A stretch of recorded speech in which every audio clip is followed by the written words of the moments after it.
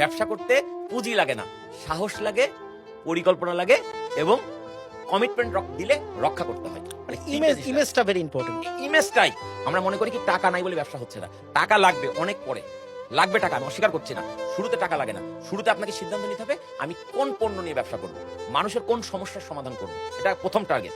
এই সমস্যার সমাধান করবো, আচ্ছা ঠিক আছে, যে সমস্যার সমাধান হিসেবে আমি যে প্রোডাক্টটা বা যে সার্ভিসটা দাঁড় করাবো, এটার নাম কি দেবো, এটা লোগো কি হবে, এটা ট্রেড লাইসেন্স বের করতে হবে।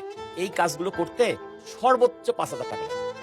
কিন্তু আমরা কি বলছি, আমার 5 লাখ টাকা নাই, ব্যবসা হচ্ছে না।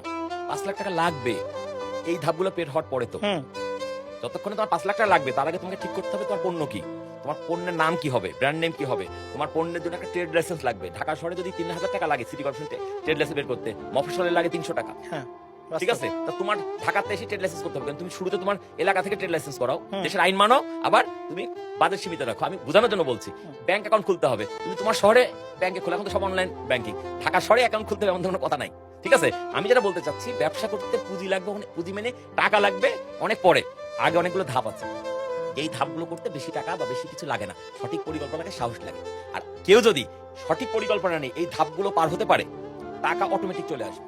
ধরা যাক আমি একটা প্রোডাক্ট নিয়ে ভাবছি, ভাবার পরে আমি একদিন গেলাম হচ্ছে ট্রেড লাইসেন্স করতে পৌরসভাতে।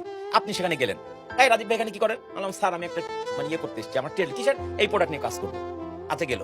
দ্বিতীয় দিন আমি ব্যাংকে গেছি অ্যাকাউন্ট খুলতে, আপনিও গেছেন ব্যাংকে, এই রাজীব এখানে কি? আমি বললাম যে স্যার আমি এখানে এসেছি অ্যাকাউন্ট খুলতে। আপনি কিন্তু মানিড ম্যান। আপনি যখন দেখতেছেন এই ছেলেটার ইচ্ছা আছে, আগ্রহ আছে, সে টাকা নাই, পয়সা নাই, বোঝা যায়, সে এগিয়ে আসছে, আপনার মতো কেউ না কেউ আমাকে একদিন ডাকবে, এই রাজীব শোনো তো, বলো তো তোমার প্ল্যানটা কি? তোমাকে আমি পৌরসভায় গিয়ে দেখি তুমি লাইসেন্স বানাচ্ছ, ব্যাংকে গিয়ে দেখি অ্যাকাউন্ট, কাজটা কি? তখন আমি বললাম যে স্যার আমি এই পণ্যটা বানাতে চাচ্ছি, এই কাজ, এইটুকু পর্যন্ত আগাইছি, এখন খালি রানিং ক্যাপিটাল নাই বলে আমি শুরু করতে পারছি না। আপনার মতো কেউ না কেউ আমাকে তখন, নাও 5 লাখ টাকা, তুমি শুরু করো, শুরু করো। তার মানে আমি বলতে চাচ্ছি টাকা কোনো প্রবলেম না ব্যবসা শুরু করার জন্য। বাংলাদেশে যারা এখন বড় বড় গ্রুপ অফ কোম্পানিজ যেগুলোকে আপনি দেখছেন নাম করা, একটারও শুরুতে টাকা নিয়ে শুরু হয় নাই, মানে কোটি কোটি টাকা নিয়ে শুরু হয় নাই। সবাই খুব স্ট্রাগল করে ছোট থেকে বড় হয়েছে এবং সেই ব্যবসাগুলো এখন টিকে আছে।